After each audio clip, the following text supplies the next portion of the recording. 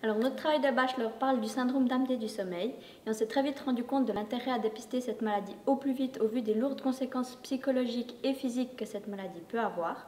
On a donc trouvé un article qui nous présente le score NOSAS qui permet d'identifier les personnes à risque, ce qui est très intéressant au vu de la perturbation de la qualité de vie et de la santé qu'a ce trouble du sommeil. Il s'agit d'une étude de dérivation et de validation quantitative dans laquelle les auteurs ont cherché à développer et valider leur échelle au travers de deux cohortes distinctes, Hypnose à Lausanne et Episono au Brésil.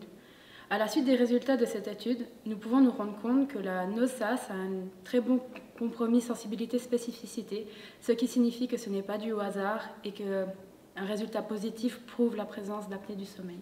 Dans notre pratique, nous avons constaté que nous utilisions très peu les échelles d'évaluation du syndrome d'apnée du sommeil.